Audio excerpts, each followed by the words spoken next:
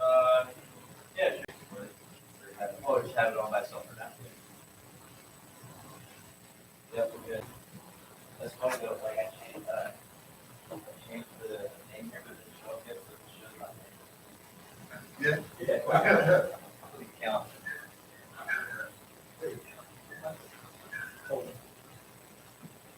We got just like five.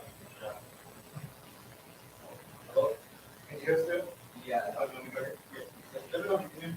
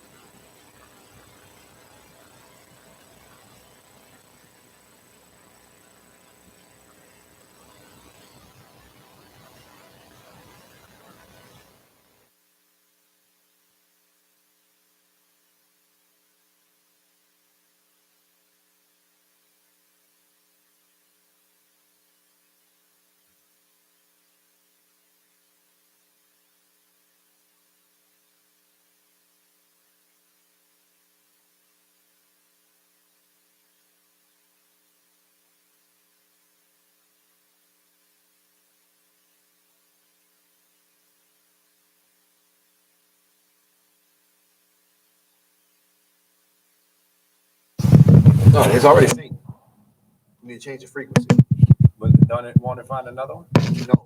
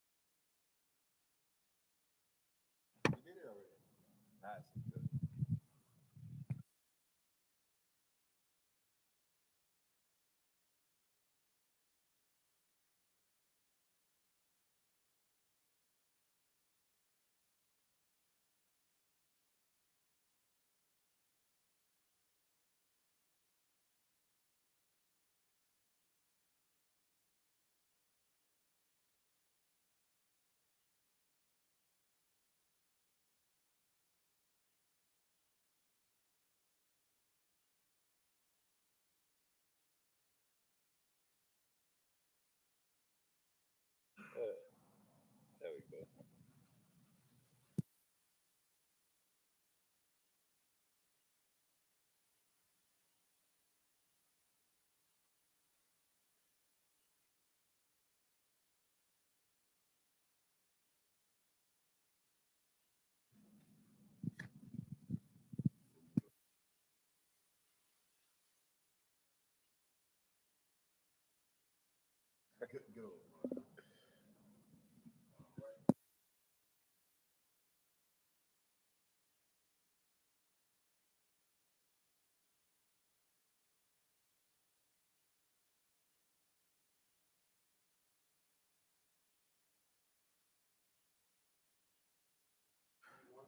Test, test, test 1 2 1 2. Check 1 2.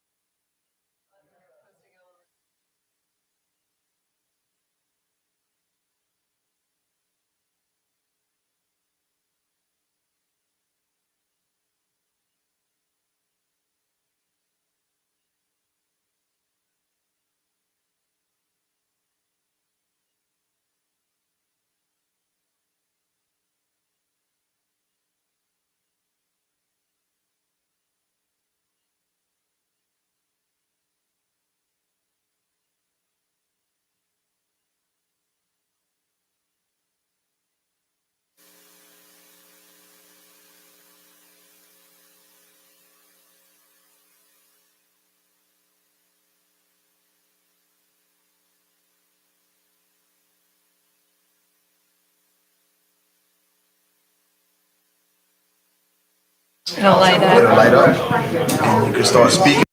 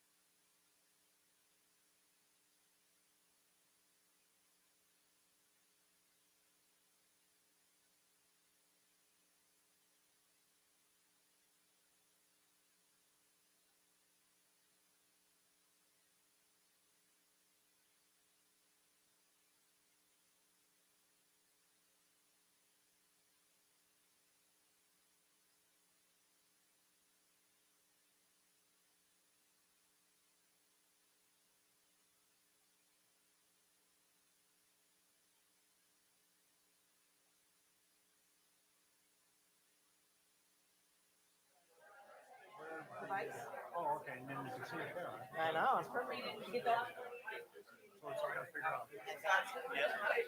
And he has them all in a row right now. Please remember. And then that goes back. Gotcha. Cool, thank you. And then, yeah.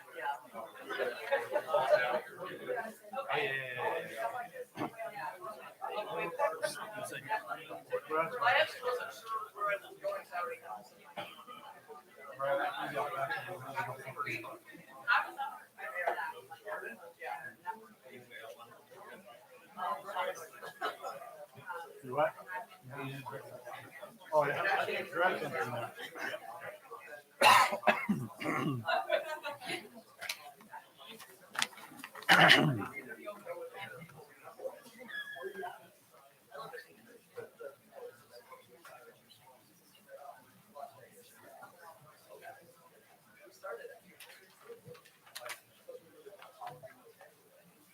Is this working?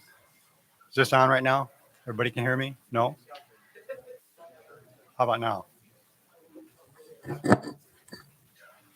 How about now? Is it coming through the, well, you got to get close, I guess. Oh, I got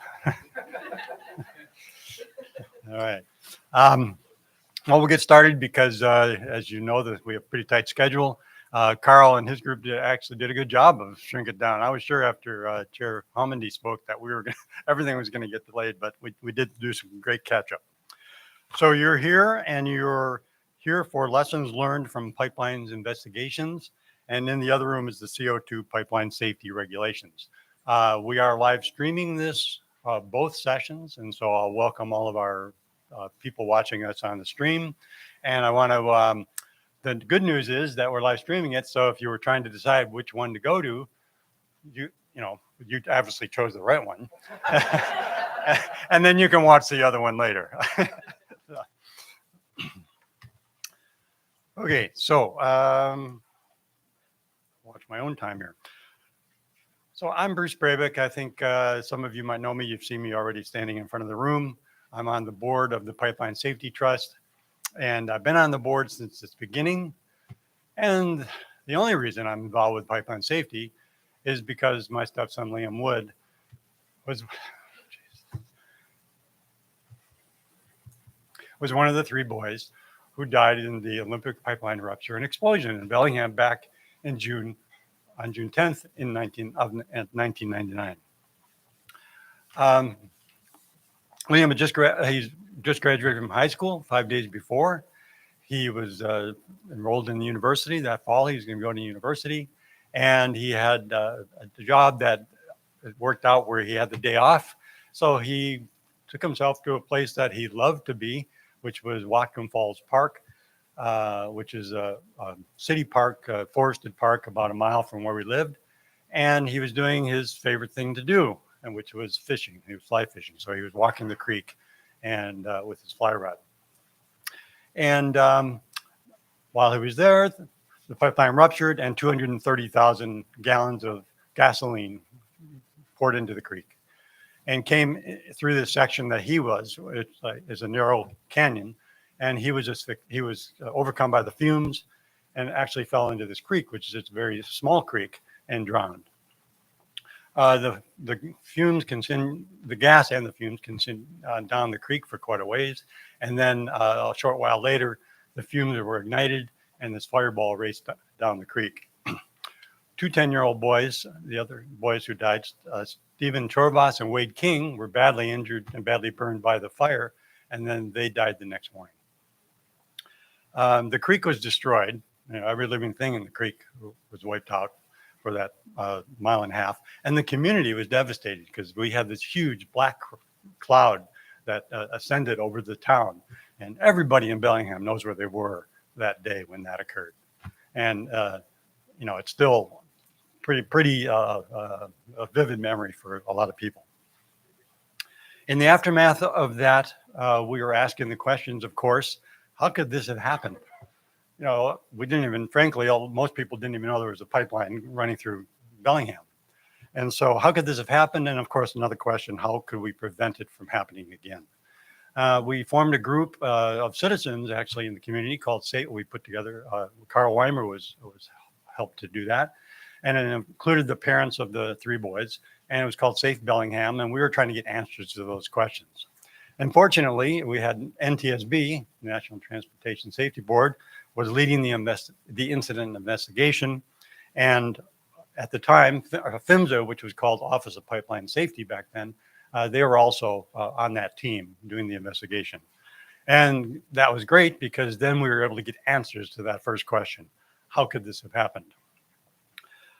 Now, we didn't like what we learned.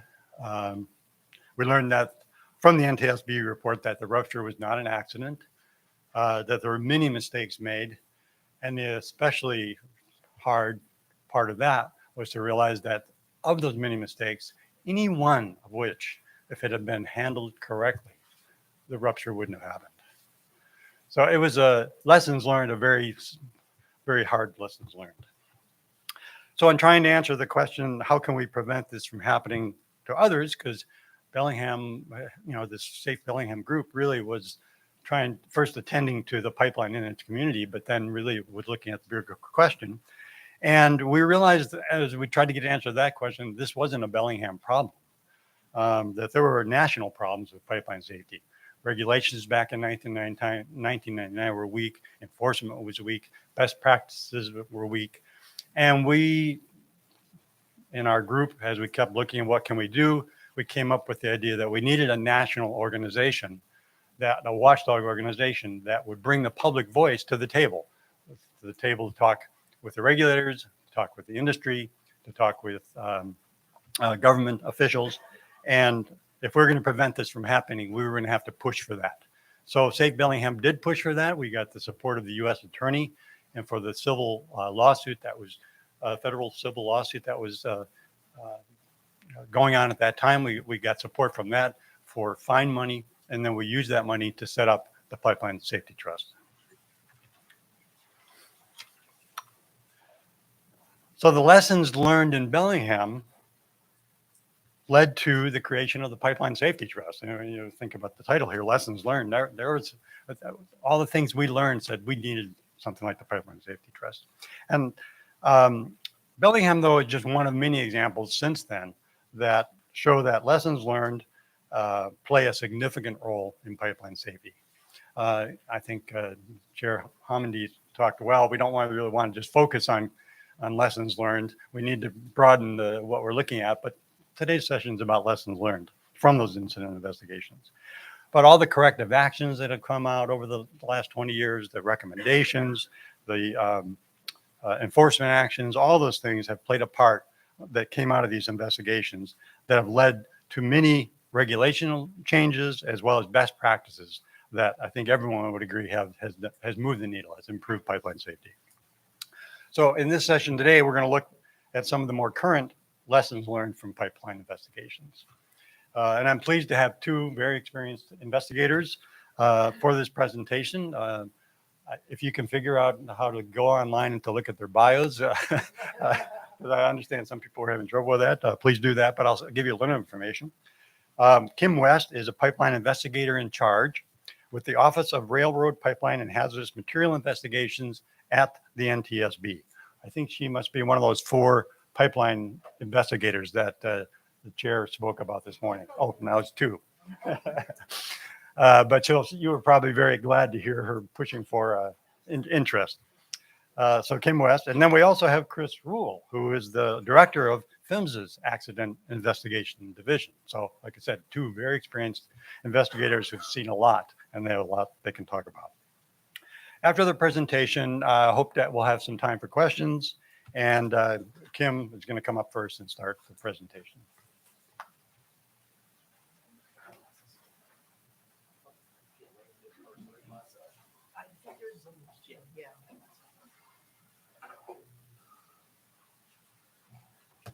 All right.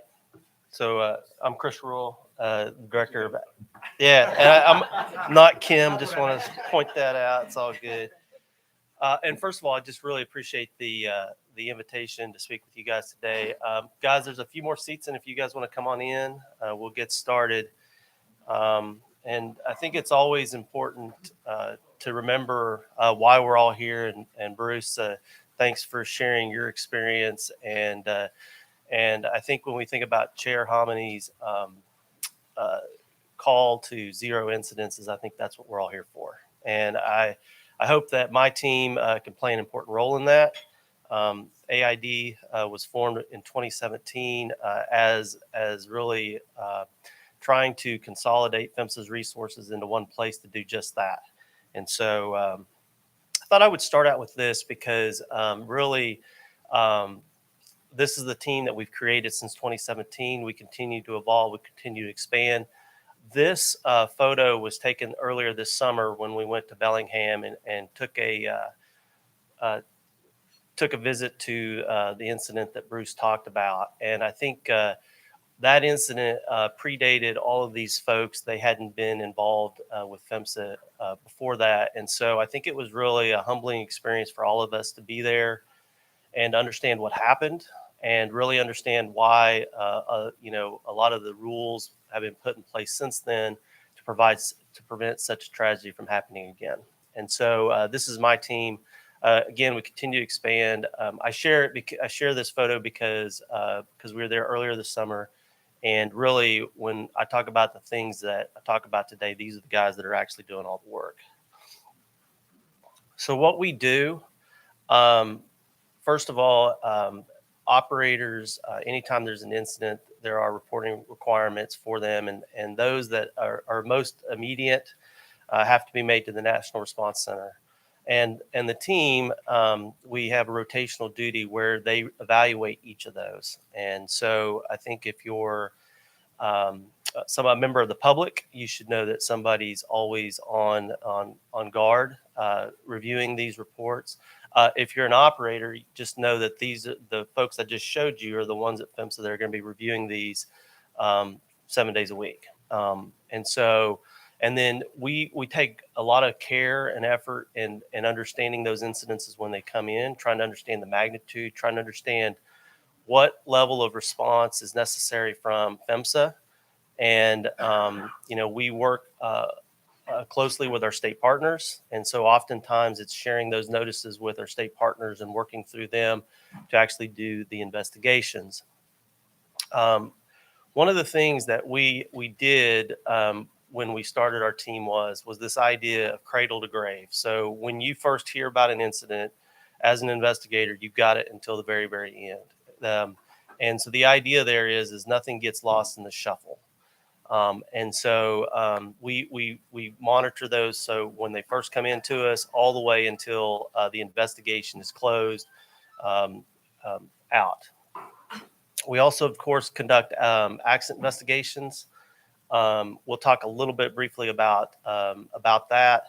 And then the 30-day reports. I will tell you that PHMSA is a data-driven organization. It's one of our goals is to be a data-driven. And so incident reports, 30-day reports, all get funneled in. And our team spends a lot of time and a lot of effort making sure that those are consistent nationally as well as accurate. And so, again, if you're a member of the public, just know that is happening behind the scenes. So a lot of the data will show just briefly a little bit data today, but you'll see probably data later on in the day from others. And when it comes to incident information, all of that has touched somebody on my team. And then the importance of that is really trying to identify what trends are out there. We try to look at it from a holistic perspective. Of course, we look at it on an individual basis, but then we try to tie it all back together to see if there's emerging trends. And so I'm going to hit on a couple today as part of the lessons learned discussion. So when do we deploy? And I'll just tell you that this is something that we continue to look at. It may change, right? But this is kind of if there's an injury or fatality. If it's a 500-barrel incident that's impacted water, could be that there's outages because of it. It could be something where we've looked at the data and we're trying to find trends that may be occurring. And so we might be looking for an incident that may be, it qualified for an incident, but it may be a precursor to a larger event. Also, we look at, again, I mentioned that state partnership, which is really important. And if they ask for assistance, then we're there to help support them as well. Obviously, Kim will talk here in just a few minutes, but we also support them in any investigation they do. So we have 19 ongoing investigations, and I can already tell my next slides are going to be hard for you guys to read, so I'm going to apologize. But these are incidences that basically met that deployment criteria for the most part, or they are NTSB investigations.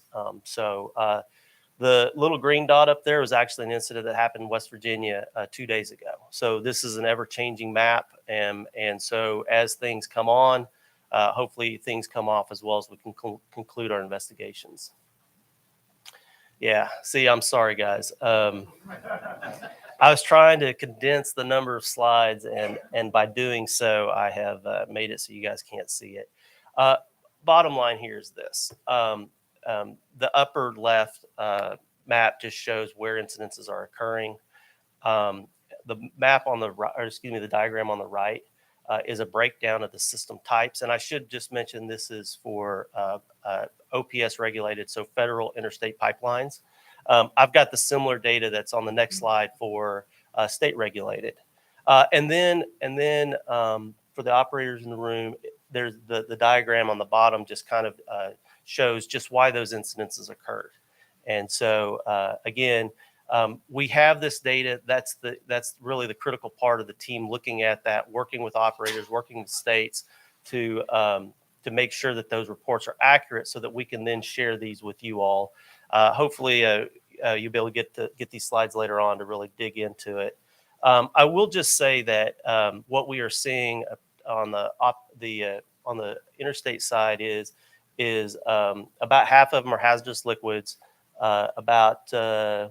Looks like about a quarter of them are GRR, which are gravity regulated liquids, which is a reporting requirement that came in to effect recently. And then the next quarter are gas transmission and gas gathering. When you look at the state regulated, again, and I guess I should just say that all this information that I'm sharing today is available through PDM.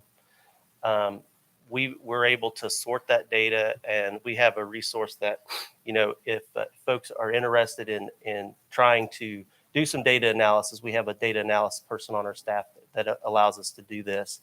But what you see in this particular one, I think that Chair Hominy talked about the thing with distribution. I mean, with distribution, that you have an increase in excavation damage, and that's certainly what the data shows. One generalization, let me go back. One generalization I meant to make on the accidents that are interstate regulated.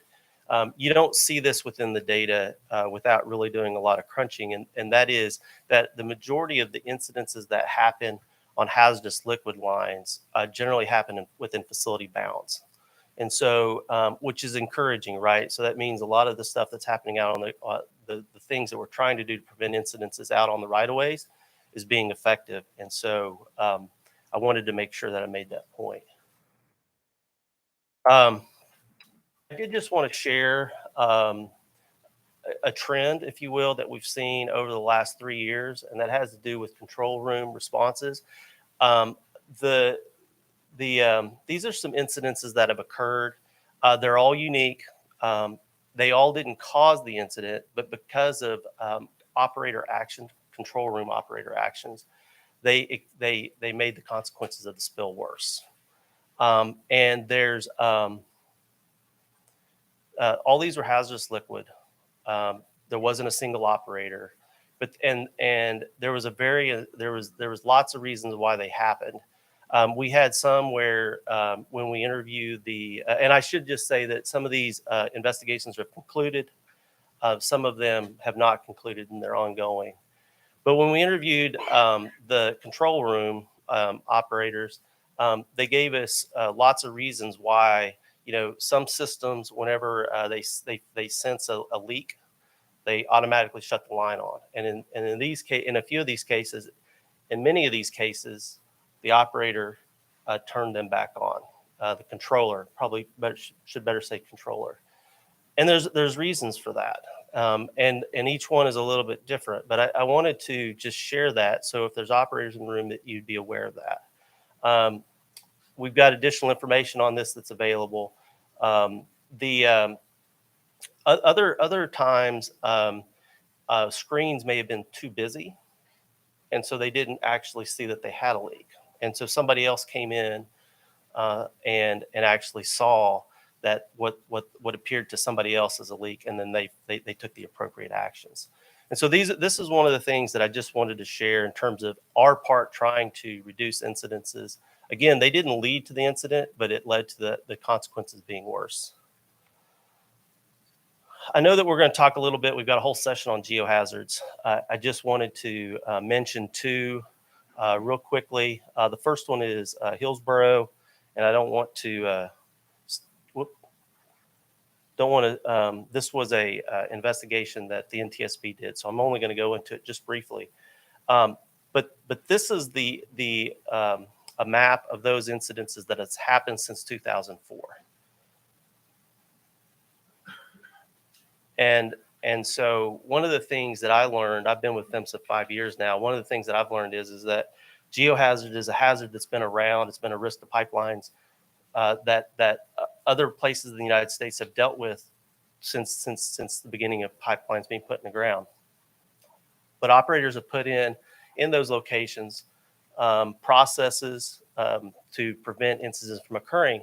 And so predominantly when you look at the Northwest, this was an issue in the Northwest, and they've successfully implemented programs to prevent those incidences. And so since 2004, we've seen other movement in other areas. And so so that was and Linda, I apologize. We always call it the S curve, but you can basically see, you can see that this is basically down slope, and a tree likes to stay straight up and down. And basically what's happening as this slides, the tree is trying to correct itself. And so this is just a telltale sign. If you have land movement, if you're patrolling, and operators do this, they patrol the right of ways. This may be one of the things that they're looking for. And so this was a picture of the Hillsborough incident where clearly they were having some land movement for some time. Oh, yeah. This is what the rupture looked like, and again, down gradient, and you can tell that there was tremendous stress. This is what's called a girth weld. That girth weld ultimately failed, and that pipe split apart and moved.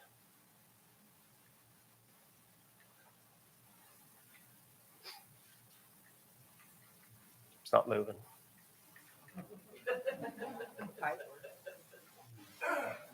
We're stuck on that slide.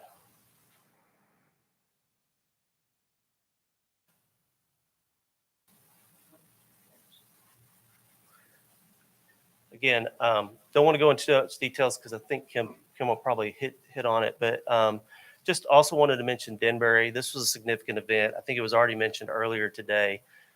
This occurred back in 2020.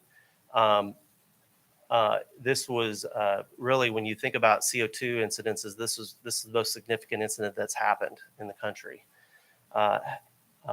Fairly recently installed pipeline in 2009.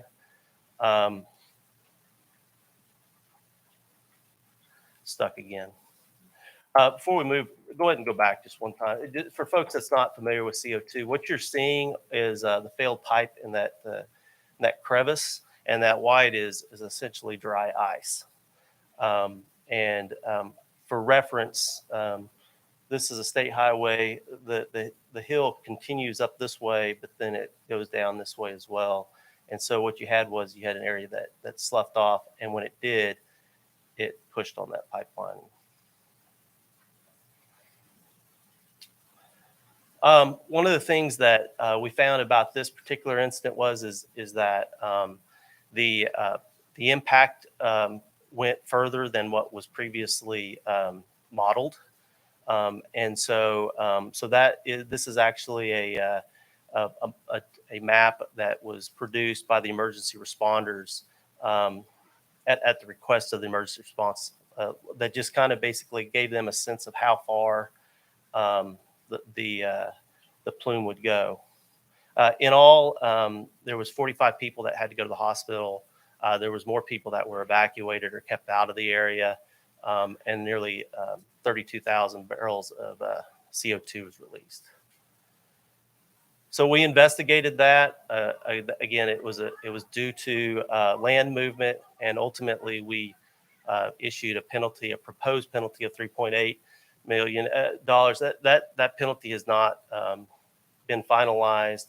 We're still working with that. And then the last thing is I just want to mention before I turn it over to Kim is as a result of those two incidences, PHMSA issued an advisory bulletin, and that advisory bulletin just basically said, be mindful of geohazard risk, be mindful that the climate may be changing. There may be areas that are getting additional rainfall than in years past. And so be mindful in those areas to always evaluate your risk and take the necessary steps to try to prevent these types of failures. I think that is my last slide. Kim?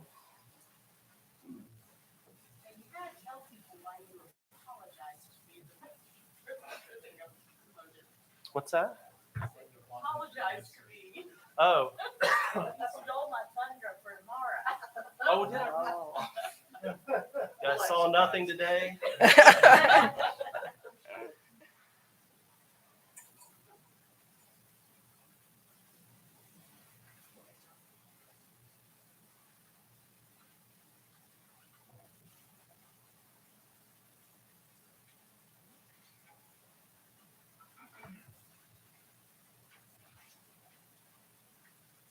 Do I need to bring the slides up or?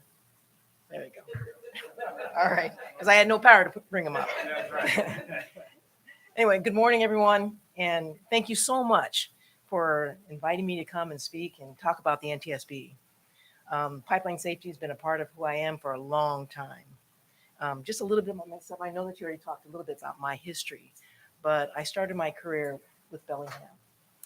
I was on call. I've been on the job about 8 months, so I couldn't even spell pipeline. Can you imagine? I'm on call and what I see, right? As he talked about the big plume. I see that on television, and I looked to my boss and I said, I think this is really important.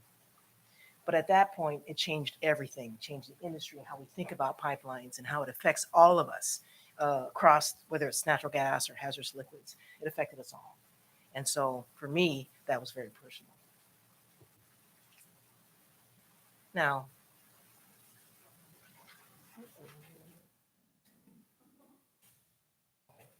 so what I'd like to talk about today is a little bit about our board members and our very small team. I'll talk about the investigation process just a little bit. I know that some people may be familiar, others are very familiar. I won't look at anybody in particular. I'll talk about a few of our open investigations and then some of our closed investigations, but really I'll focus in on one and we'll talk about it a little bit more. There we go. So we have a 5-member board. We report directly to Congress. And what's really important is that we're an independent agency. We have no regulatory authority. So the way we make an impact is through our recommendations and speaking out to the public about some of our lessons learned. Our 5-member board, we have an opening currently. There's a chair and a vice chair. The members serve a 5-year term, and the chair and vice chair serve a 3-year term. So one of the things I was going to mention, and she mentioned earlier, is that we're a pretty small agency for such a big mission. I guess it's 415 employees. It's going to increase since I last put this together. Now, I mentioned our small team. So we have 2 vacancies. I know we've heard this before, but I will start again. We have some openings. If you know anybody, I'll start pulling people, I guess. We also have a hazmat team and a supervisor. So those numbers are going to increase as we're currently have some openings, but also the number of employees are going to increase as well. Now, here's our process in a nutshell. Basically, it starts with the on-scene portion. We have operational meetings. We gather together as groups and group chairs, and we start assigning things. The team starts coming together, collecting data. We have progress meetings as we go along. And then in about a month, we put out a preliminary report. And that has just the basic facts as the team is continually putting together more facts and factual information. And then about 6 months, we have a technical review meeting. And that's where our group chairs and their factual reports come together. And we evaluate as a group whether these facts are valid or not. In about a year, we'll put out a final report. And as you heard earlier, some have been 2 years, but we're working on a year. That's our goal. Now, these final reports can be part of the board meeting, which is a public meeting held in Washington, D.C. And that's when the board looks at the report, has any comments on the report, we present our findings as well as any probable cause. So that's kind of it in a nutshell. You can imagine I can keep talking on and on about it. But now, a little jumpy today. Not me, of course. We start off with the launch, and we actually have availability in Washington, D.C. to get people on jet to the location. So we launch a GO team, and that I'll talk about a little bit later about the quality of the team and the quantity. But our staff can be anywhere in the United States, and they go to that location. Now, when they do an investigation, it can be anywhere, from 7 to 10 days, but we can get there fairly quickly.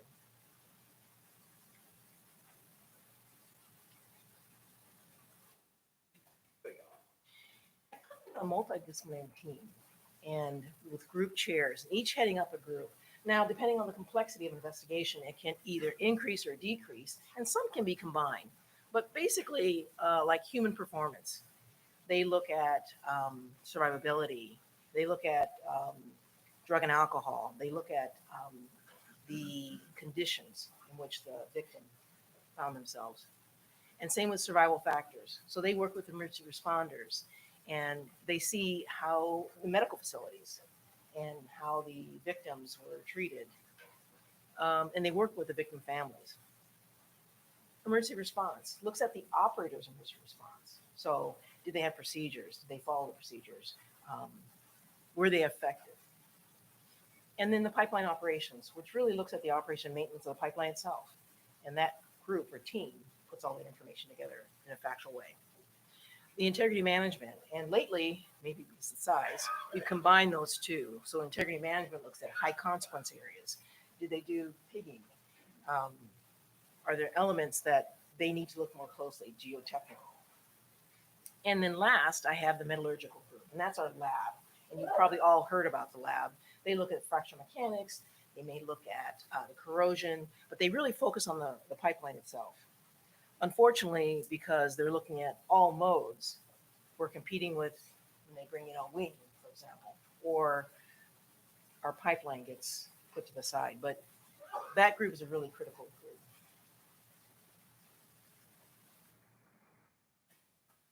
Another really important part of what we do is the party process. And this brings together people of different technical expertise that can help us with the investigation. And they may be a regulator. They may be the pipeline themselves, emergency responders, fire, police. They might be manufacturers. They also may be from other state and federal. But they come together to collect facts so we can add to our investigation. Again, we're looking at the facts. We're not here to assign blame. And so these teams have an opportunity to bring that forward to us. And there's a motivation, especially for the operator, because we're not assigning blame. We're just getting to the facts, right?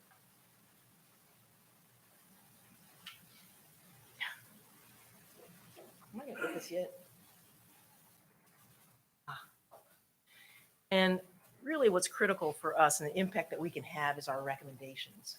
So they can be in multiple areas. When we do our investigation, we find out information from those investigations. We can put together recommendations and we bring that before the board. I'll just kind of leave it at that. This talks about the numbers, but. All right. So from those recommendations, some of our top 10 go into our most wanted list. And for us, it's going to be to improve leak detection and mitigation. And there's 3 elements to it.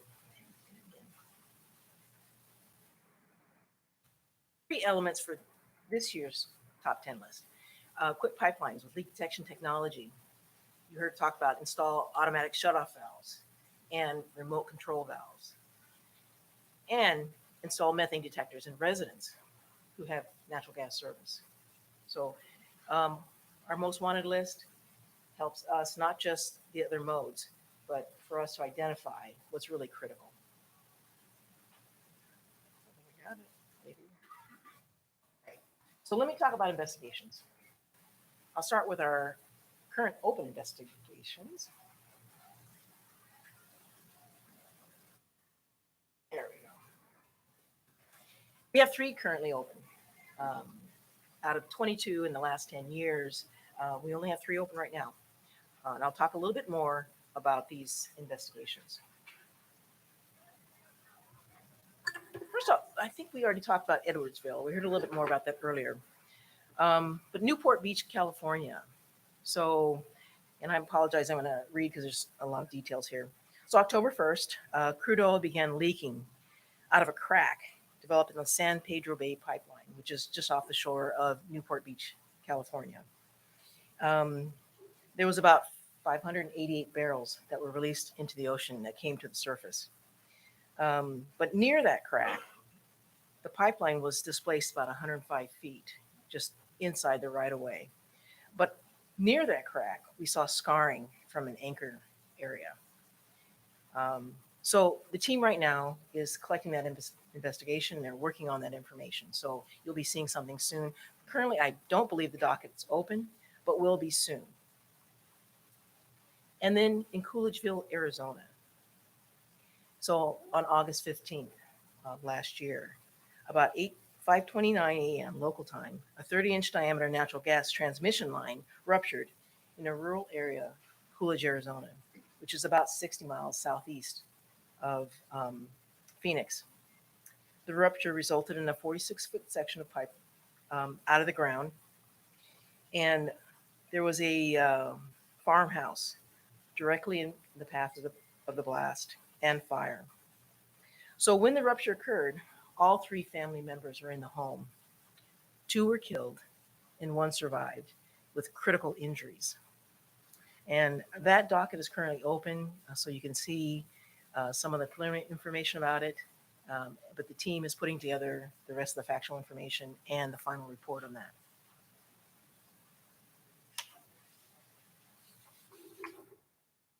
So what I like to do is really focus on the investigation of Corpus Christi, Texas. Now, this is a marine investigation, but it has a very strong pipeline element. And I think there's some really important lessons here about communication and making sure that we have the right information. I think we heard earlier about the importance of communication. But there's a lot of good information I don't want to miss, so I'm going to read from my notes. So this had a board meeting. You can look online. It's a final report. There's a live recording, so I recommend that you go in, either listen or read the final report. I think there's some important lessons. But on August 21st of 2020, the Wayman Boyd, a 152-foot cutter head suction dredge, it's a mouthful, struck a submerged 16-inch liquid propane pipeline during a dredging operation in Corpus Christi. So a geyser of propane gas and water erupted adjacent to the vessel. Shortly afterward, the propane gas engulfed the vessel and an explosion occurred. There were 5 damaged vessels and the surrounding shoreline. A total of 18 personnel working on or resting on the dredge and assisting boats on the day of the accident. Through 3 crew members aboard the Wayman Boyd and 1 on an adjacent anchor barge died in the explosion. 6 crew members aboard the dredge were injured, one of whom later died from his injuries. So it's a pretty amazing, substantial accident. Am I doing anything or is it you guys doing it? Just made me think I'm doing something. So in 2019, a terminaling company began repurposing the dock from a grain terminal over to an unloading crude oil for export.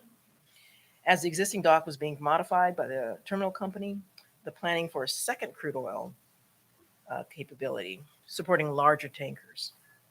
In addition to the construction of the new pier, the East Dock project required construction of a bulkhead along the shoreline and dredging of the ship berth between the dock and the main shipping channel.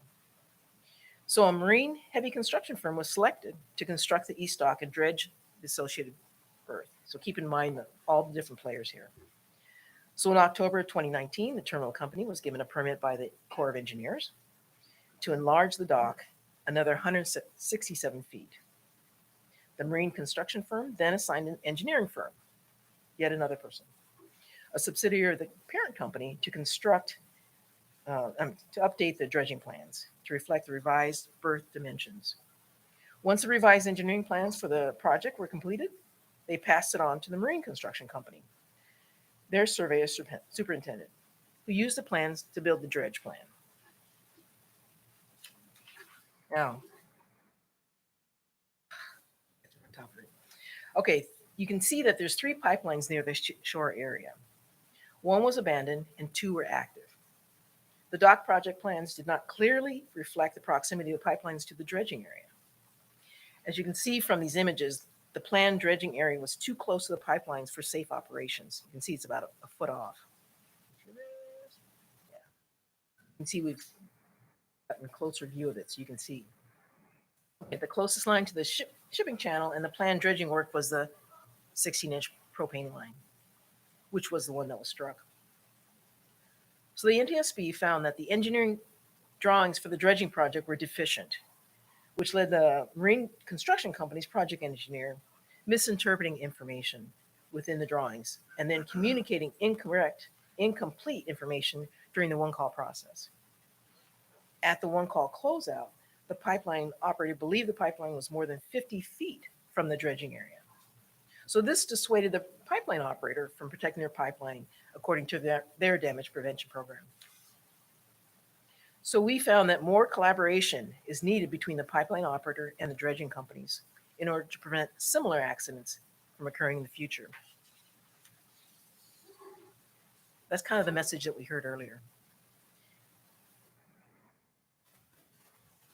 So you can see, hopefully you can see from the table the understanding of the pipeline location relative to the dredging area was very inconsistent. All the people we talked about and what their beliefs were. And nobody had an accurate understanding of the actual distance, which is about a foot. The Wayman Boyd Leverman, how much? Okay.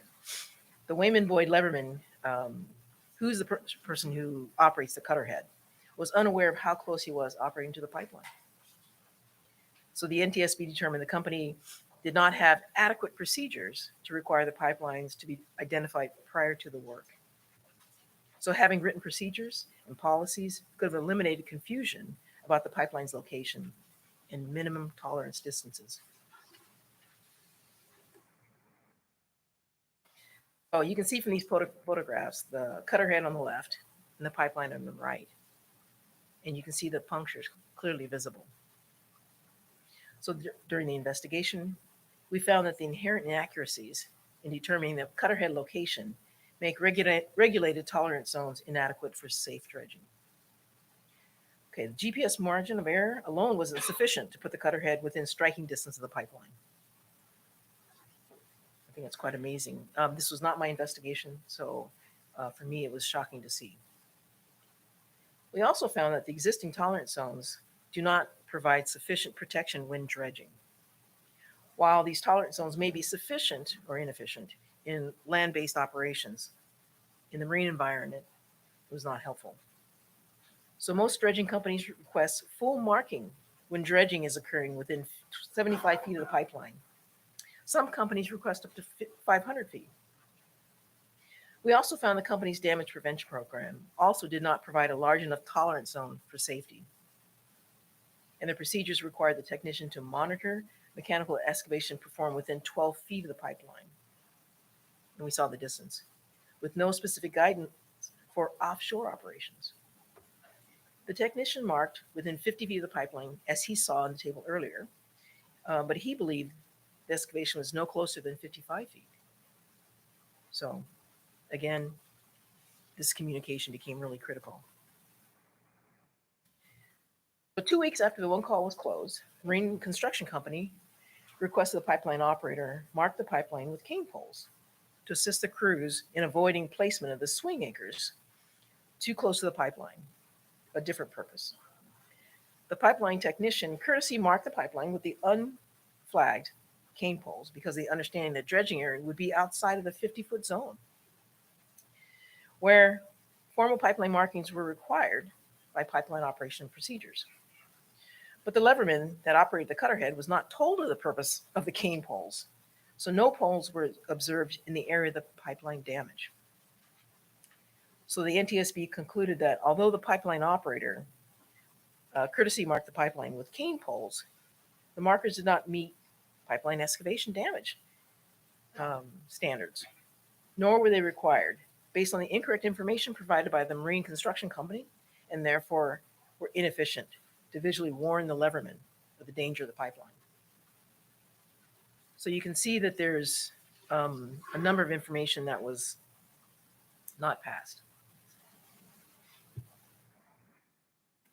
So we made 10 recommendations as a result of this investigation, but I recommend that you go into our docket and look at the formal report and see all the recommendations. Both these recommendations are paired, both to PHMSA and the Coastal Marine Operators and Council for Dredging and Marine Construction Safety. The first recommends the agency develop recommended practice for both pipeline operators and dredging companies to obtain and use accurate pipeline location data and planning and one-call purposes. The second recommendation goes to the agency, develop guidance for excavators to pre-mark dredging areas by physically marking or identifying locations accurately.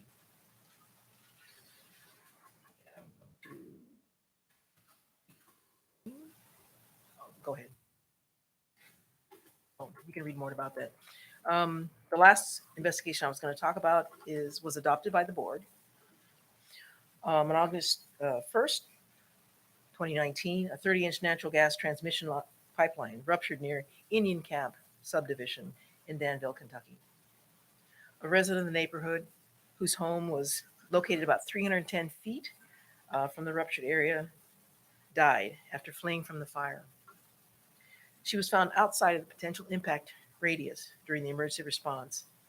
The pipeline near this subdivision was not designated within a high consequence area. It was not. That's important. The rupture and fire also resulted in a hospitalization of 6 people and the evacuation of 75 residents. The fire destroyed 5 nearby homes and damaged 14 others. About 30 acres, as you can see, of land was burned, and the siding was melted on homes up to 1,100 feet from the rupture area. A jointed pipe was thrown about 481 feet from the rupture area by the force of the initial blast. The potential impact radius, of PIR, that was calculated under FEMA's regulations was 633 feet. So you can see the impact was much greater. The fatality injury was found about 640 feet south of the pipeline failure location. But it damaged homes up to 1,100 feet from the rupture area. So you can see that, and one of the things we'll talk about in the recommendations that we'll cover is, you can find that in the docket on the final report as well. So I'm actually going to move past this because you've covered it really well.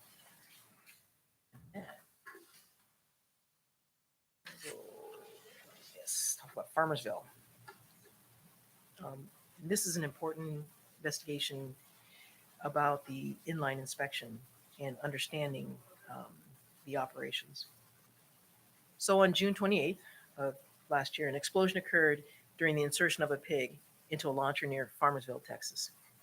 The pig was ejected from the pipeline shortly after it had been inserted into the launcher, while the employees were manually pushing the pig pole, and the pig pole is used to push the pipeline even deeper. The push pole was completely removed. Employees at the site kind of heard a sound, and one employee observed a flash near the open launch door. And employees from the company and two contractor company were doing work at the time. The explosion occurred directly towards the 4 employees, injuring all of them, 2 fatally. 3 other employees working nearby were not injured. So post-accident testing of the kicker and the mainline valve showed the mainline valve was leaking and the kicker valve was not leaking. The mainline valve, which was a 24-inch ball valve, had horizontal gouge marks on the sealing surfaces consistent with foreign debris and metal particles embedded in some portions of the O-ring. Leaks were observed on both the launcher and the pipeline ends of the mainline valve seat during testing. Now, this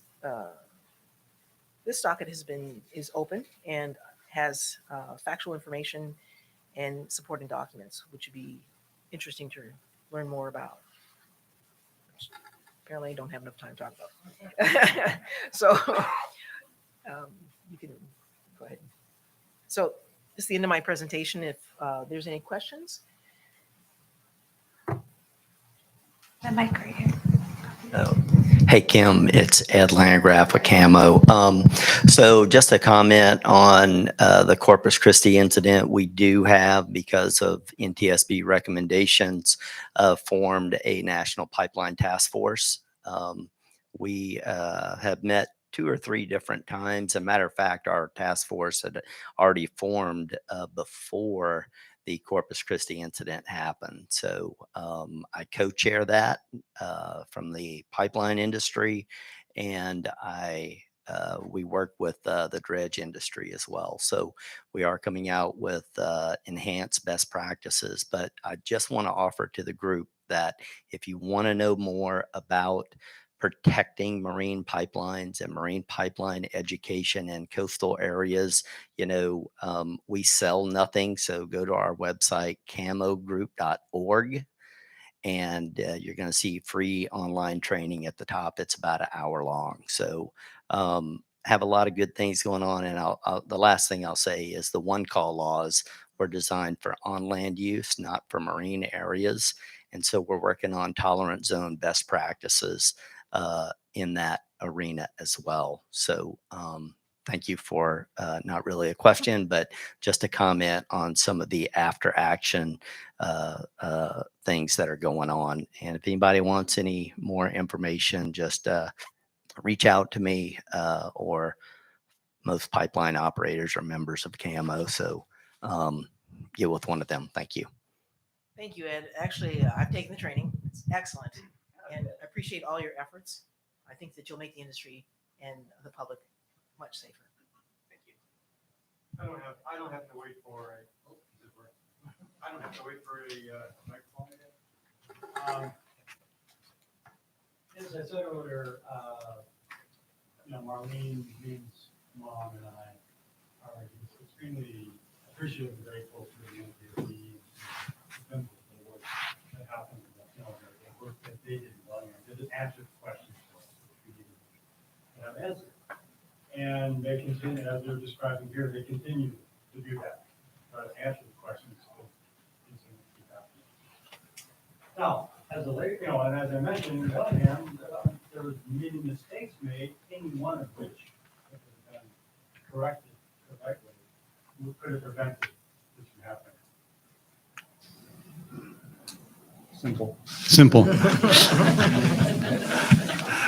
More simple. Too simple for me, I guess. And so then when I hear the description of the incidents that you did today, I hear more of that. I hear more. And as a layperson, I don't know all the details. You know, I mean, we're talking about excavation, cutter heads, and S-curve for the tree. But I did seem to hear these things were all pretty apparent before. And there were things that could have been done to have prevented this. And so we're asking that question since 1999. How can we prevent this from happening to other families, to other communities? And something keeps happening. Things keep happening. So, year zero, getting to zero is sort of what we want. But the year-to-date figures are still pretty poor. I want what we heard about and what we know about the aviation industry. I mean, this year, the 5-year average for significant incidents, so, these are the more serious situations, is 292. That's a lot of incidents. It's 10 fatalities. It's 43 injuries. And I only had the numbers for the first 6 months of this year.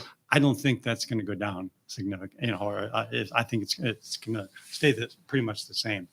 So my question is, you two, and I don't know how much you can answer this because you maybe can only answer questions in terms of your specific expertise, but your teams have been in there. You've been in there asking these pipeline, you've been visiting the pipeline companies, you've been interviewing personnel, and so you're really trying to figure out the specific incident, what caused it, but you're seeing a whole lot more than that.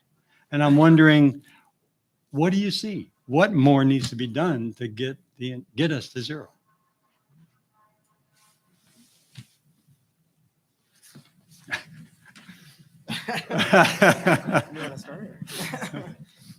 Yeah, well, I think getting to zero is the goal for sure. And I think that as we think about improvements, this is talk a lot about improvements in technologies and where we need to go. I think that we always have to remember there's people involved, right? In terms of being able to understand what the tools are telling us. And I think we have to learn from one another in terms of what other people are seeing. And history has a history. What may be new for us may have happened to somebody else. And so I think that's the importance of understanding and really being part of the pipeline safety community to really harness what each of us are seeing. And that's what I hope that we're doing is to show trends, show things that we're seeing on one part of the country. We talked about geohazards being common in the Northwest, and programs have improved, so we don't see those. And I think that what we want to do is to be predictive so that they don't occur to begin with. And so before I showed 2 geohazard incidences. Before those would have occurred, trying to implement those programs ahead of time. Certainly, our expectation is that they would have been, right. But I think that's the thing that we have to keep in mind is being able to identify all this data and this new technology and being able to harness it and learn from each other so that we can get to that point of zero.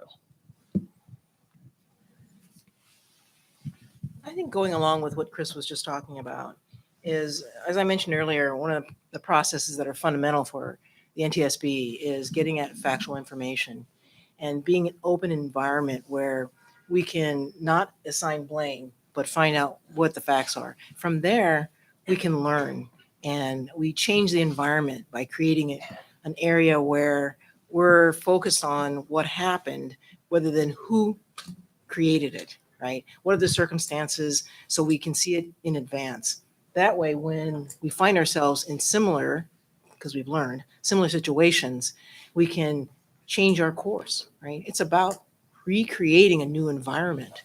And that's going to be a cultural change, what I'm seeing is that's what companies are looking at. They're looking at identifying internally what went wrong, and that's part of their regulatory requirement is to, after an accident, find out what went wrong with the accident, but also sharing those learnings, not only within the company, but across the board, right? Company to company, find out what's going on and why.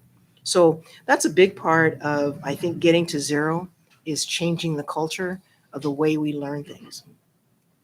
That's how I think we can get to that zero. I believe it's possible. Well, I want to, yes, I want to believe. And I do know NTSB has Then done we some run out great, in the recommendations they have done, in the Enbridge, made the recommendation about safety management systems. But there've been, many great initiatives and, still seeing the numbers. So you guys, you have a window inside these companies more than most. And I really value the work you do and any more you can do to push that needle. I would appreciate it. I think they want us to cut. So I just have to say, if you could come up and ask your questions of speakers, that'd be good. So, thank you. And I think in 5 minutes, there's another thing in here called FERC's Office of Public Participation. Thank you very much. We got the hook. Yes, I did. Have another panel in 5 minutes. So We talked about it. I'm so sorry. That's okay. We were trying to signal more that like our things were sharing. winding down really Oh, quickly. okay, well, that's cool. I'm sorry. No worries, I feel like that would have. I think, yeah. I think everybody would be happy to receive questions via email. I think maybe the timing just got a little off on the panel. I'm really sorry about that. Hey, Aaron. You look familiar. Yes, I was. That's where I saw you. Yes.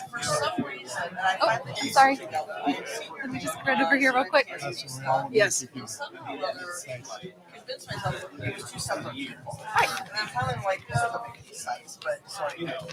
Yes, last time I remember you were sitting right here when we were up in Alaska. Remember you were sitting to my left. Yeah, you were. That's right. Yeah. But see, you change clothes, you meet different environments, so everything changes. I always laugh. It's like I see somebody out of where I met them, and so it's good. Yeah. How's it going? Yeah, it's hard to be the timer. You did what? When you were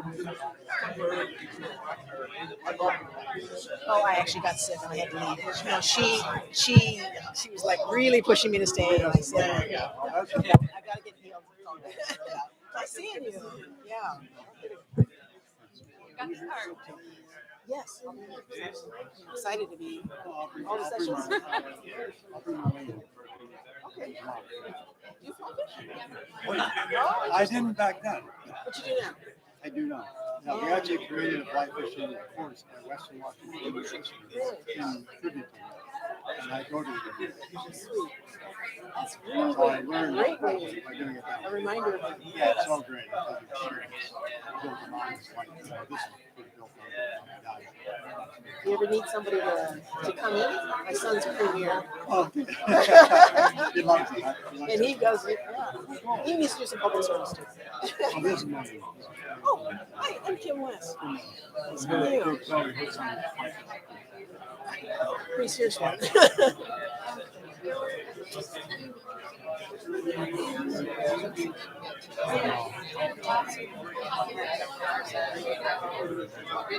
Well, I think some of them are coming out. But they were online. Yeah.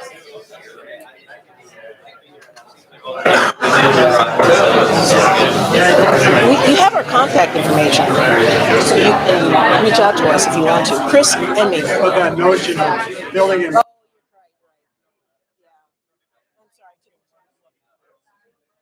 where I seen you.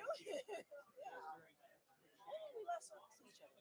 So when you guys came to West Virginia? Okay, I seen you. Glad you joined.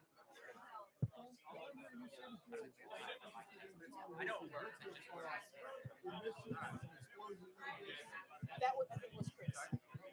Yeah. Because they do a lot of predictive.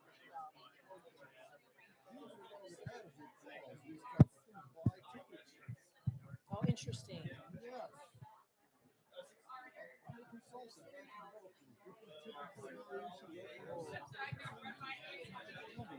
Wow. Okay. 5-1. So am I bringing the crowd to order? I can do that if you want. Or you can do it. Well, I mean, We always keep do, bringing them mingle. because we have to bring in specialists for specific. Okay. Okay. I am the mic person if there are questions. So I've got 10 minutes. The plan is for 10 minutes. What's that? Yeah. And then you got 20. So, and actually, Amanda gave me some. And you're located out of where? There you go. Okay. Yeah, we're on the other side of town. There's no smelly horse. Hey, horse not smelly. I have a horse. Okay. I don't race them, but okay. yeah, we have a 15 and a 10 that are bespoke that we could provide to you.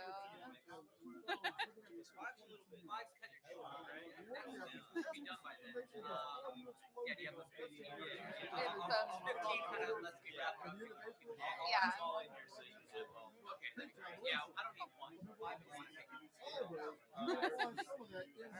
right. We're still. Yeah. Yeah. Okay. Oh, sure. Everything's going okay so far. Right. Yeah. Has it? I've had to do anything to this point, so yeah, the email's working fine. Everything. Yeah. Okay. Good. You should go to your part of Chris. Well, they do a lot of data analysis. So far, so good. But if we have an incident, then we pull an expert like you. He was right there. Chris. Yes. I don't have any time. I'm scheduled. Down in Basin, Texas. Yes. Happy to hear that.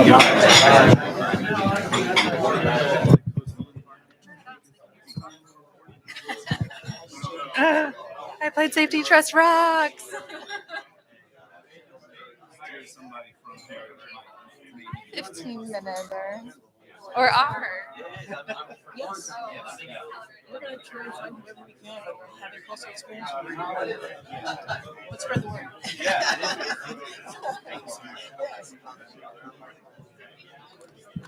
What time is this supposed to start? 4 minutes ago. Oh, should we? I could like.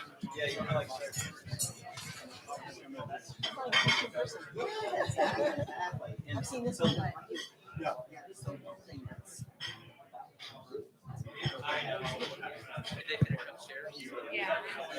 Guys, everyone, hello. We're gonna get started. If people can make their way to their seats, please. Oh, let me get out of the way.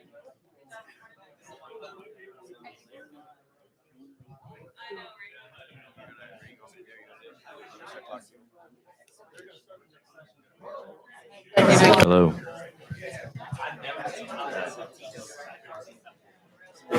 If everyone could take their seats, we're going to start the next session here. Either go upstairs to the session upstairs or take a seat here for this session. We're going to get started here. Turn me up a little bit. I forgot. Hello. Hello, hello, hello. We're going to get started on this session here. So if you could take your seats or go upstairs to the other session, that would be great. Thank you.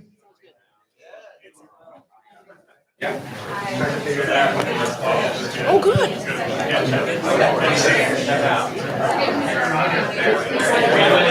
Yeah.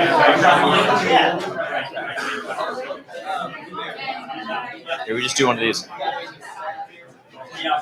Walk around.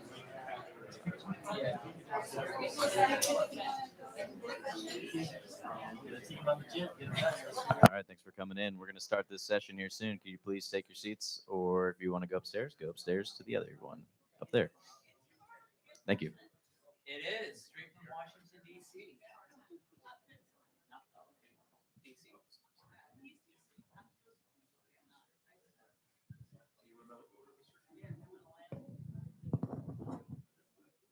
A little warmer here than it was in D.C.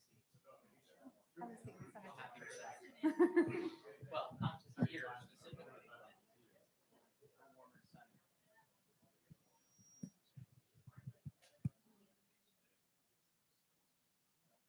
Good morning, everyone.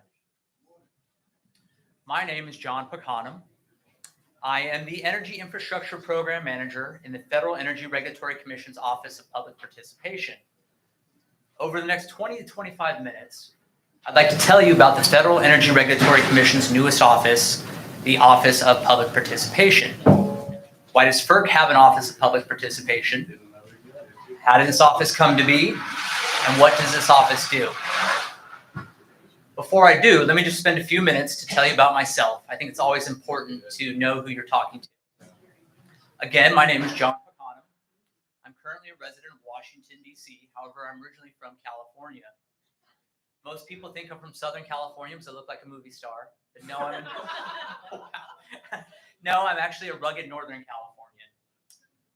So, as the Energy Infrastructure Program Manager, my portfolio includes FERC-regulated pipeline issues. I've been with the Commission for almost 20 years. Most of my time with the Commission has been spent in the Office of Energy Projects, where I conducted environmental reviews of proposed natural gas transmission pipeline projects. Specifically, I began my career as an environmental analyst and finished up in that office as an environmental project manager and water resources program manager.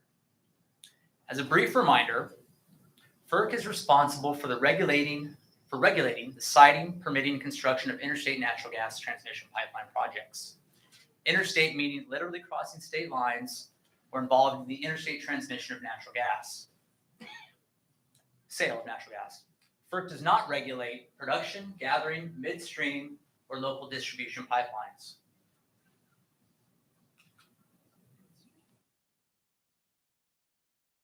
Okay, I clicked twice and here I am, so I'm good. When I agree to speak at conferences and such, I try to be very mindful of the conference's theme and the audience. In preparing for this conference and thinking about the future of pipeline safety, which begins with the siting and continues through the life of a project, and taking into account the time and hard work that many of you have dedicated to this issue, as proven by the presentations and discussions we've heard this morning, I feel very confident in saying the future of pipeline safety includes public participation. I think not long ago, a statement like this may have been considered bold, maybe optimistic, maybe naive. However, I think the existence of an office entitled the Office of Public Participation proves this point. And I'll go a step farther and say that the future of pipeline planning and regulation will include public participation. So let's talk about the Office of Public Participation.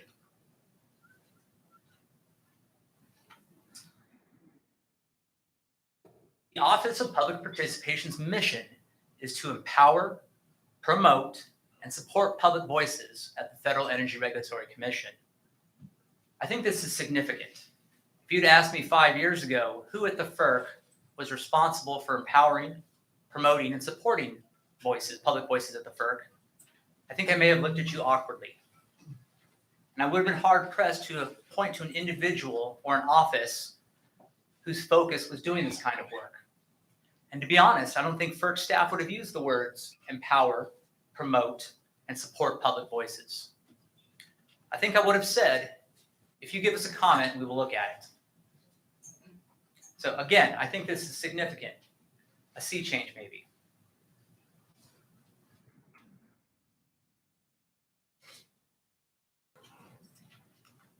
Before I go any farther, I have to stop here and promote the office's contact information. I was explicitly told, promote the office's contact information.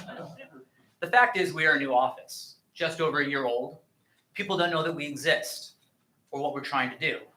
In fact, one of the office's current priorities, and one of the main reasons I'm here, is to let people know FERC has an Office of Public Participation. I do want to point out the Facebook, the Twitter, the Instagram, and the YouTube. And I'll say currently with Twitter.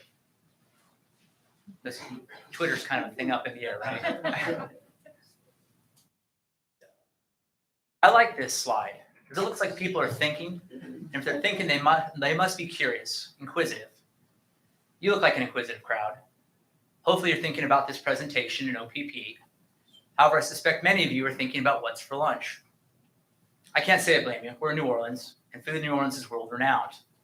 On the off chance that you're still with me and thinking about OPP, I'm guessing you're thinking,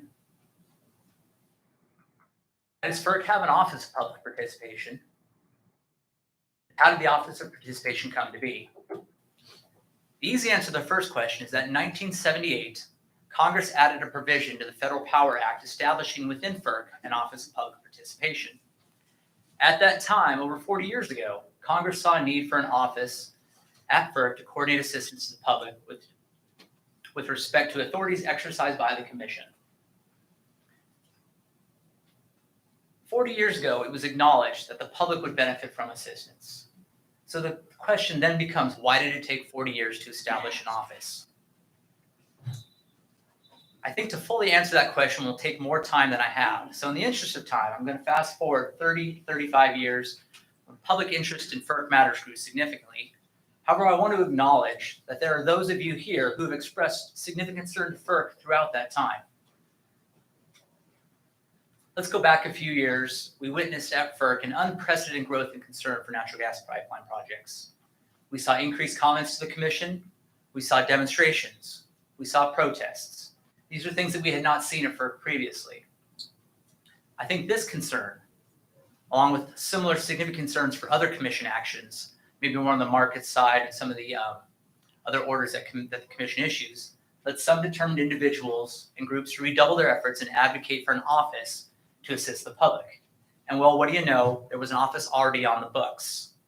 So at the direction of Chairman Glick, and with the involvement of other commissioners, especially Commissioner Clements, work finally began on the creation of the Office of Public Participation. I'd like to note that the establishment of the Office of Public Participation began with public participation. There were 6 listening sessions to flesh out the office and talk about what the office should do and what the goals of the office should be. There was a full-day virtual commissioner-led workshop with direct feedback from 29 stakeholders. There was a 60-day written comment period from March through May 2021. Hundreds of comments were submitted in the docket, all of which culminated in a report to Congress. I think that's significant that an Office of Public Participation began with public participation.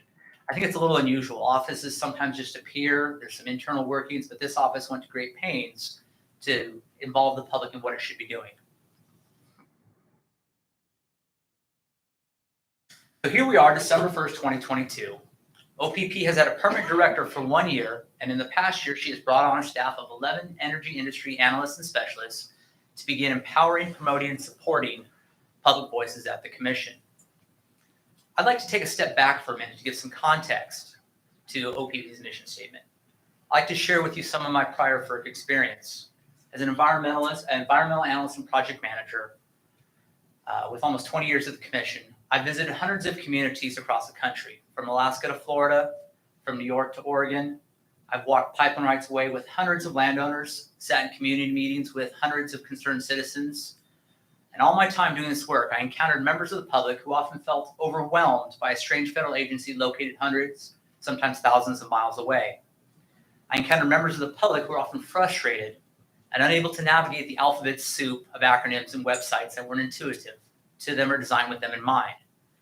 I encountered members of the public who were doing all they could to get by and just felt like there was no one there for them to help them in their concerns, address their concerns. I like to think that the Office of Public Participation is working to make it easier for the public to be involved in the commission proceedings. On our website, under our mission statement, one will find a list of functions. And the very first function to engage with the public through direct outreach and education to facilitate greater understanding of commission processes and solicit broader participation in matters before the commission. Like many things, easy to say, but what is OPP actually doing? But here are some of the OPP's current actions, what we've done in the past year. We are doing what we call constituent service. These are phone and email inquiries. I don't know how many of you have called the federal agency before. There's not generally one way to get to somebody. You get bounced around from office to office to office to office. OPP is a soft landing spot for people that we can then help them, get them to the right people they need to talk to. It's a place to have questions answered. I have a question. I don't know who to go to. Is it this office or that office? Some things are very simple, like finding a docket, finding a project. I live in some county in Ohio, and there's this pipeline. I don't know what it's called. I don't know what the docket number is. I don't know. I can't find it. You can call us and we can help you find that. We can help you navigate our administrative record, our e-library system. We are reaching out to communities and expanding notification. I like to think of OPP as one of those things like, I wish I knew about that because that would have made my life a lot easier. How many times have we all stumbled into something and thought that would have been great if I'd known that 2 years ago or a year ago? And this is so great that this is out there. How come I didn't know? What we're trying to do is take this office to the people so that you know. I think a lot of times in my experience at FERC, we put something out there and you need to find your way to it. Who knows how you do that? It's on a website. Somebody told me, somebody told me, somebody told me. Here, we're trying to come out there and tell you, hey, we're here. This is out here. We have these services for you. So we've been meeting with a lot of NGOs, some that you wouldn't think of that we would normally interact with. You think of Sierra Club, American Rivers, some of those types of groups, not for natural gas so much, American Rivers, but Sierra Club and whatnot, some of the bigger NGOs. But there are a lot of NGOs working to address concerns in their community. We're trying to identify them and say, hey, we're here. You may not have a project in your area yet, but someday you might. You may know somebody who we don't know. Can you connect us? We're out there, sort of shaking the bushes, shaking hands, letting people know we exist, from them, kind of find out how do we contact with you? How do we reach you? How do you reach your people so we can then reach them in turn? So we're out there building contacts. We're expanding notification. Like all federal agencies, FERC has regulations. Thou shalt do X, Y, and Z. Sometimes X, Y, and Z is what you're supposed to do, but you could do more. But we all have limited resources. So what we're trying to do is take on and do that more. FERC generally sends out notifications to affected landowners, abutters, and folks list in a certain radius of a project facility. We can send that notification to churches, to civic organizations, the Moose, the Masons. We can send it to the Chamber of Commerce, to the unions. We can send it to people that tell us, hey, you need to talk to this person. They know somebody. Neighborhood advisory commissions. And we are trying to find people, leaders in the community to send out our notifications. Because again, I don't think it's reasonable to just expect you to find your way to FERC. We need to find you and let you know something's going on so then you can activate your network. We are hosting community meetings and site visits. This is actually my second time here this month. I was here a couple weeks ago meeting the East New Orleans Neighborhood Advisory Commission. They wanted to make us aware of concerns that they're having in East New Orleans. We went down to Plaquemines Parish to see sort of this specific visit was for an environmental justice tour. If that community feels it's overburdened with industrial facilities, FERC has some of those facilities maybe in the future. We need to be exposed to it. As in my previous job at FERC, I always felt very fortunate to be out into the world because you can read about things in DC, but when you see them with your own two eyes, when you walk out there in the area, when you talk to people, you look them in the eye, I think you get a greater appreciation from it. So those are some things that we're doing there. We're offering educational and technical assistance. We're preparing explainers, handouts, things that are written in plain spoken English. I think a barrier for participation is often technobabble, acronyms. You get these 20-page rulemakings, you get these 1,000-page EISs. Can we boil that down and put that in plain spoken English? Something that's easily digestible and in a way people can understand it, so they can then become involved. We are offering comment filing assistance. We assume that everyone's comfortable with the internet and that we're all moving forward, but it is challenging.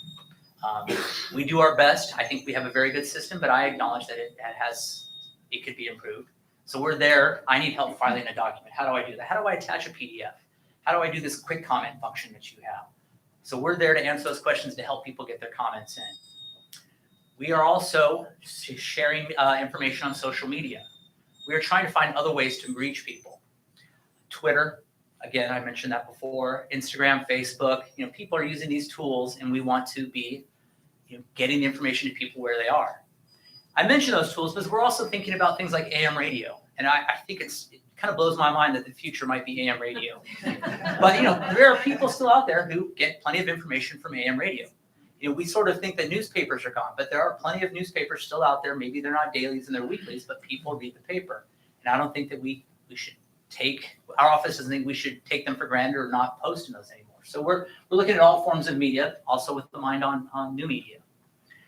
I think one of the things that I'm really interested in or really proud of that we're doing is we're having regional staffing now. Prior to hiring this one individual here in the Southeast, most of FERC staff is based in Washington, D.C. And again, we're sometimes hundreds, thousands of miles away. There's a disconnect. Having people in regions and areas where there are projects gives us a local perspective, gives us somebody that we can send down to a meeting. You know, we find out about a county meeting or some sort of local meeting.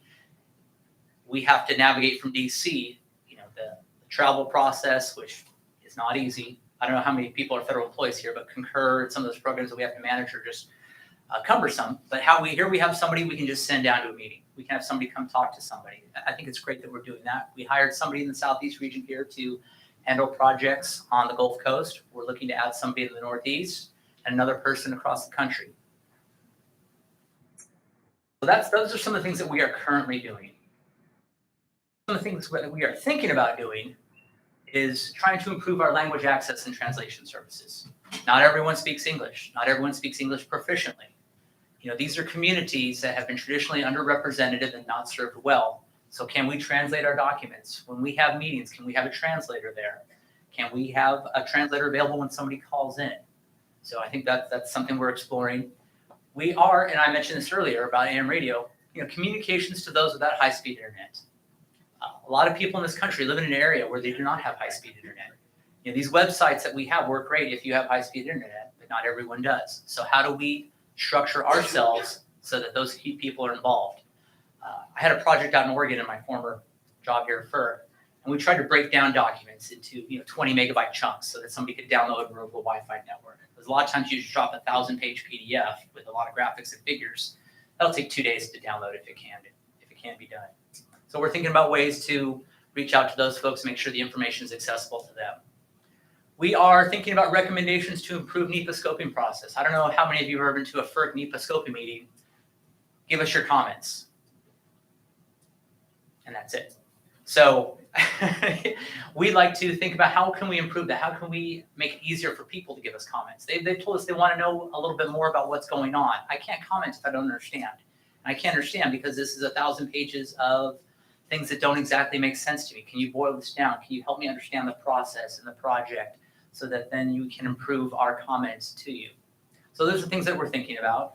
We are thinking about outreach to traditionally underrepresented communities. You hear environmental justice this morning, indigenous populations, underserved populations, rural populations, folks that don't automatically come to mind. And again, this is maybe a disconnect from being thousands of miles away, but are there different ways to reach them? AM radio, for instance. Do we go door to door knocking? Do we prepare flyers that people can put up on the bulletin boards in the feed store or their corner store? Those are things that we're thinking about doing. We're thinking about meeting facilitation. I'd like to come and talk to people at FERC. I want them to hear what I have to say. We can act as a facilitator and have host people at the commission. Other things we're thinking about are technological improvements to our website. Information organization. It's on the website. Well, where on the website? It's 6 clicks into the website. Maybe we can put it so it's only 1 or 2 clicks into the website. Those are things that we're thinking about. Internal process improvements. Like everyone, we can always improve. So we're thinking about ways on our side in terms of how we process information, how we take comments from the public. Can we make that better or easier? I just wanted to show the picture of our website here while I tell you about a meeting that we had 2 weeks ago. There was a group of community members from the Texas Gulf Coast who lived in a highly industrialized area where a FERC project is located. Several FERC projects are located. And they are very concerned about how pipelines and LNG terminals and energy infrastructure affects their community. They have been concerned for years. They have been spending hours of their time, and I not just 10 hours, hundreds of hours of their time, not paid, volunteering their time after school, after they pick up their kids at night, reading, trying to learn on the process. They have concerns that they want to be heard. They want people to understand what they're doing. So this group of community activists, community members, I don't know if they would call themselves community activists, people that care about their community, came to Washington, D.C., and we hosted them in our office, and they said, we have these concerns. We are here to, how can you help us? What can you do for us?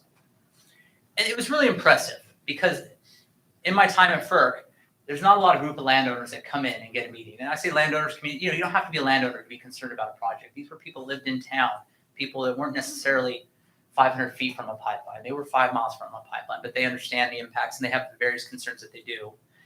They sat down with us and they shared their stories. They told us how these projects were affecting them personally, how they were affecting their communities, the challenges they had informing their neighbors, getting people involved, navigating the FERC process, the FERC website, hundreds of hours of time spent. Their worries, their concerns, they shared that all with us. And they asked us, will someone in the government listen? Because it doesn't feel often that someone in the government does listen. You send your letters, they don't get responses. The government doesn't have resources to respond to thousands of individual letters. So it's nice to have somebody to talk to, I think, someone to come in and look in the eye and say, hey, these are my concerns. They asked us for help in educating their community, educating them and their community.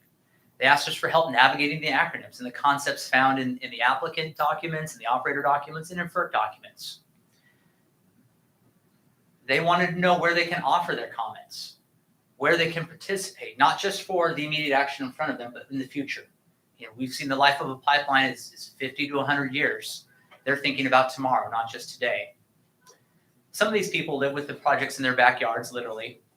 And what we were able to do, and I think this is one of the first meetings I've been involved with in OPP, we listened. And I think that was a great relief. They had a lot to share, and sometimes sharing that is helpful. We offered to expand the outreach. So in this particular community, we will build a list where we can contact the churches when notices come out, the Chamber of Commerce, the unions, the local groups that come together. We're going to try to provide a flyer for bulletin boards, all these ways that we're trying to expand outreach. We gave them advice. People think often that they need to be invited to comment. One does not need to be asked to comment in order to provide your comment. You can put that in the record anytime you want to. And it will get read, and it does make a difference. And then we thought collectively together, how can we help engage? Maybe our office comes down and holds an open house. Maybe our office comes down and it meets with a lot of groups of individuals. Maybe we have a meeting of our own where we invite people in, where we can educate them about the project and share with them our experiences, what we think they can do to better participate in the process. So that's pretty exciting stuff. Those aren't things that we've done before. Oftentimes we would just refer people to our website or to the regulations, and here we're taking a very proactive approach, and I'm really proud to be a part of that. So I have to say what OPP is not. OPP is not an advocacy office. We cannot take your side. We cannot advocate to the commission that this community does not want this pipeline. We don't think they should have this pipeline. We are not an advocate. We are a facilitator, an educator, someone to help you navigate the commission processes. OPP is not a decisional office. If someone approaches us or a group approaches us with trying to make their case, we're not involved in decisions. That's done by other offices at the commission and ultimately the commissioners themselves. So those are things that we do not do.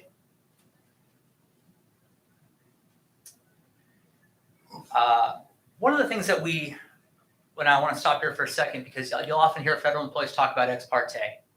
And ex parte is kind of a showstopper because it goes to the merits of a case.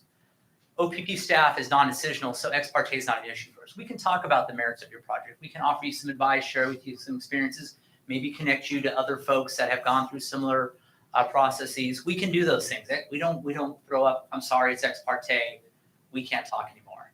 And I've seen the look in people's eyes when ex parte comes out, and it's sort of deflating. So it's nice not to have to say that's ex parte. We can't talk to you about that. So I got the sign that my time is running a little short. So I want to bring this to close on a positive note. And in my mind, OPP's mission is set, but how OPP ultimately fulfills that mission is not yet set. As we all know, there are many ways and ever-evolving ways to serve the public. Our office is committed to serving the public, and we welcome your thoughts and suggestions. And we'd be very happy to meet with you to discuss how OPP can fulfill its mission.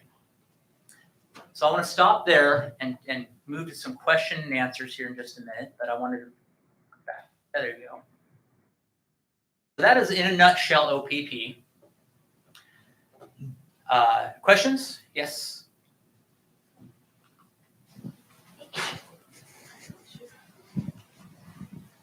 Can I get you to move me one slide? Yes, sir. Thanks. Everything I heard sounded really good. I was wondering two things. One, if you listened to the 1185 this morning and whether you've been kind of briefed on that and know how that might impact your office. And the more important one is north of the border, the Canadian Energy Regulator has a similar office, and they provide millions of dollars for participation of the public. Gets that money and can hire experts to explain things to them they don't understand themselves and explain things to the commission up there. Is there any plan for your office to provide money like that? So discussion, yes. I'm not sure a plan. I wouldn't go so far as to say a plan, but we are discussing the possibility of intervenor funding. The NEB up north does it. I think the state of California does it. So there are some discussions internally about providing intervenor funding in the future for groups to act, because as I pointed out, and as we all know, people are volunteering their time or spending money out of their pocket to better be involved in these processes. So I think there is an interest in that, and that's something that we are exploring, and I think that's definitely on the table in the future. We have another question? Does that answer your question? Great. Hey, John, Dave Mulligan with PHMSA Community Liaison. So I think we worked in the past on Jordan Cove. You were. Yes. So my question is, they already, in the process, in the project process, they have to do town hall meetings and with the communities and things. Will this new OPP office be replacing that in conducting those early town hall meetings, or you will be a separate entity to that was in the NEPA process, correct? Yes. So in the FERC process, the applicants will often do town hall meetings, open houses. They'll go out and explain their project from their perspective to the community. FERC will sometimes do its own sort of open house or listening session or participate in that process. I think we will supplement that and be another resource available at those. I think we'll be interfacing with industry, with some suggestions on how to improve those sessions. And I know the industry is actively trying to assess where they are, and some are making improvements in their open houses. So we will not replace any of those activities, but we will supplement and advise, because I think our focus is on public participation, where there are different focuses in play. The commission, the energy project staff wants to focus on the environment, and they want to focus on commenting. We want to focus on educating and making sure people understand the processes. So we'll be additive to that in the future. Great, thank you. I look forward to your presentation later.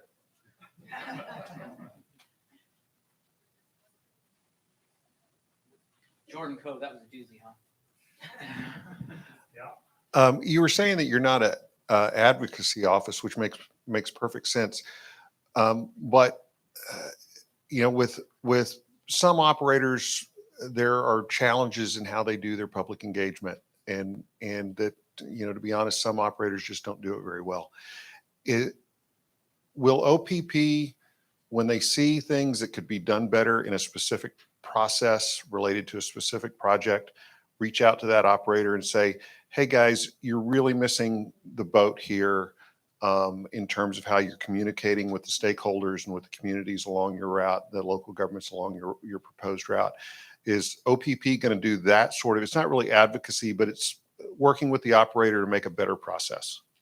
Yes, and yes. I think that's a well within our mandate to try to help the public. And if we have to, work on ourselves to help the public, and if we have to ask companies and operators and make suggestions to them, I think that's something we will do.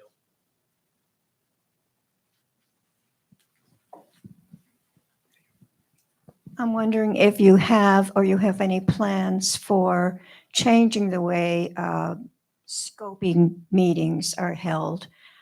For instance, where I live, not only were there not scoping meetings in our county, and a lot of our folks had to travel many, many miles late at night to even get to a meeting to give a comment. But they were sequestered into a private room so that no one else could hear the question or more importantly, the answer. So that didn't seem quite fair to us as far as, putting that information out there, being transparent, giving others an opportunity to think about things that maybe they hadn't questioned before. Yes, and that's a comment I've heard. I couldn't tell you how many times across the country that people have concerns with that process. We are currently sitting in on some of the scoping sessions, taking stock of what's going on and thinking about how we can recommend to energy projects ways that they should think about, improving their process. So that's something we will be doing. We sat in on one a couple weeks ago, virtual meeting, which I thought was actually very interesting and helpful to have as an option in the scoping process, because in areas where it's so remote, it doesn't seem like it's justified or it's a lot of work, a virtual option is nice. So, and obviously that's something we've done in the past, 2 years during the pandemic is the virtual meeting. So yes, we will be sitting in and we will be working with other FERC offices to improve those processes. So I've got 5 minutes left, so I think I have time for maybe 1 to 2 more questions.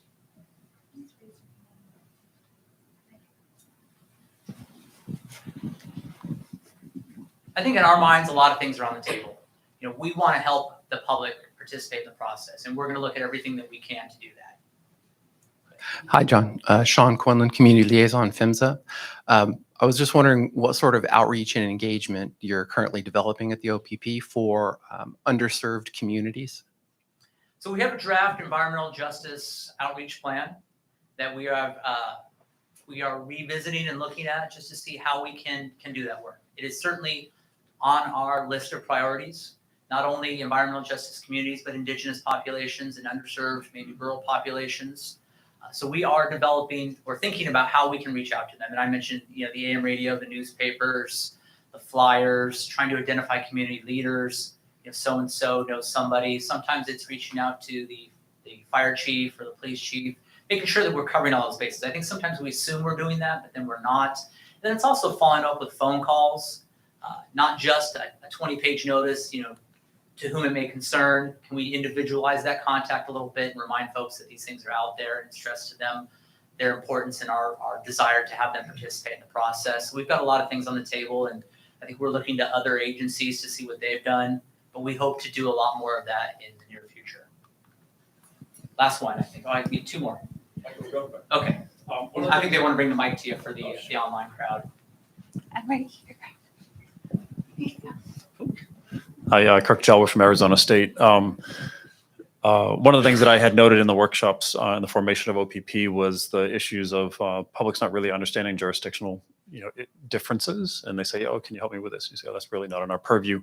And one of the recommendations I had is that FERC OPP should be working very closely with PHMSA community liaisons, equivalents at NTSB, state agencies that also have a stake in that particular project, to at least navigate them to the right person, and ideally to actually coordinate with those other agencies so that you can be collectively sharing information.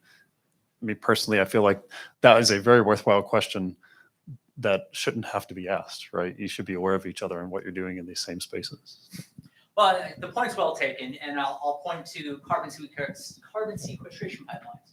We've got a number of calls. What are you doing about carbon sequestration pipelines? And I think 5 years ago, not us, and we point different directions to different agencies, and that's where it ends. Now we're thinking, okay, let's not do that. Let's learn a little bit about carbon sequestration pipelines. Let's make a contact so then we can refer to them. I was down in a project in Texas, where I got up to speed on the pipeline process in Texas for a carbon sequestration pipeline. So I could say, I don't know, that's not our jurisdiction. So I could then refer that over, because the point is well taken. That's very frustrating for the public, because then you're sent on a wild goose chase among federal agencies. So we plan to do more of that. I don't think we want to just stop and say, not our jurisdiction. Last one. Actually, that's exactly what I was going to say. So it's not just PHMSA and FERC, it's also EPA and OSHA and the Chemical Safety Board and TSB, and you just have the alphabet. But my point in particular, following up on Sean, we do have a focused effort that we're going to talk about here in a little bit, focusing on vulnerable communities. We have a plan, and so we probably should sync up and share ideas. Absolutely. So, I'm looking forward to the presentation. And we need to do, as we've only been here for a year, we're a staff of 11. We're trying to get together and get with our sister agencies in the federal government and, compare notes and make sure that we're in coordination, aware of each other's efforts. When we can, maybe be at a meeting together. Yes, and we're not just pointing to whoever. And somebody asked me, can you prepare a graphic with all the agencies that are involved in permitting our project? I'm like, oh, geez. The arrows are all over here. And it's still, we want to do it, but it's a lot. Because you mentioned EPA and you start getting down the state level and the local level, it's a challenge. I certainly understand people's frustrations. So thank you very much, everyone. Enjoy lunch, and I'll stick around for a few minutes and I have cards if anybody wants to talk a little bit more. Enjoy the rest of the conference. I look forward to all the other presentations.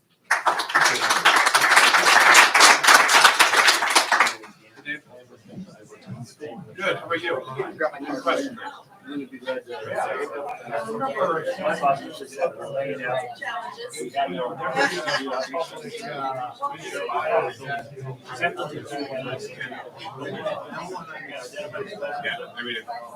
I will be in touch.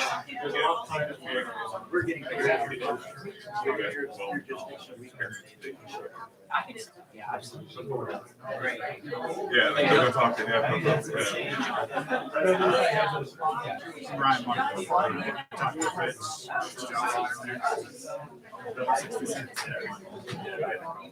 And Ryan's the